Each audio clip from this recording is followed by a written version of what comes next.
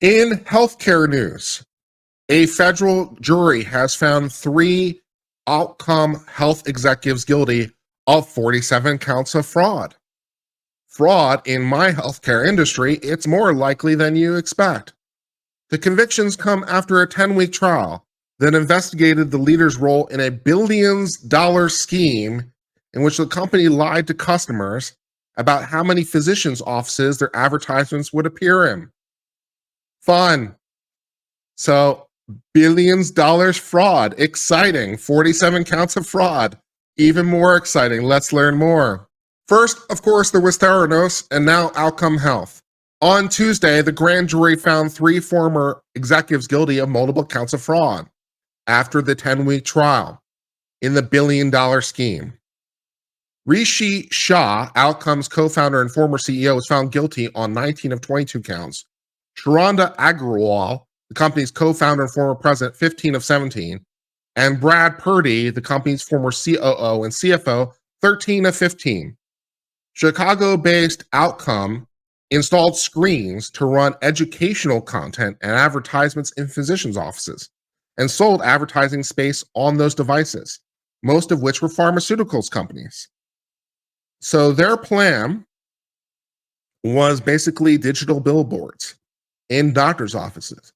You could have these things that would advertise products and serve as an educational tool, and that might be good. The company was worth $5 billion, but the company ran into trouble with the Wall Street Journal when it found out that the company lied to its customers about how many offices their advertisements would appear in. So how much money are we going to charge you for this advertising service might be somewhat tied to how many offices the service appears in, right? If I appear in 100 versus 1,000 offices, those are 2 very different numbers. And if you tell me one number and it's really a different number, that is what we call the frauds. You are lying to me for the purpose of inducing me to give you the monies in trade. That would be the short definition of fraud. The report allegedly says that the executives allowed the company to overcharge customers, as well as using falsely inflated revenue data to obtain the investments and loans. So they were lying basically to everybody. They were lying to their clients. And it's like, we're in so many places. And the clients were like, oh, that sounds good. What a deal.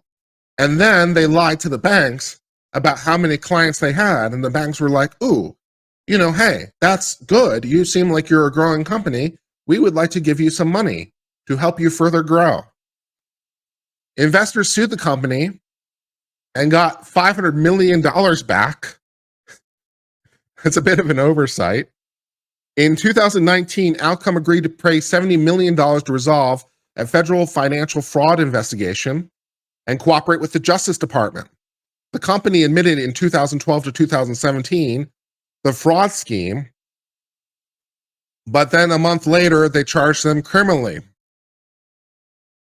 They pled guilty to commit wire fraud and struck a deal with the government and reduced sentences. 2 other employees who reported to discharge also pled guilty.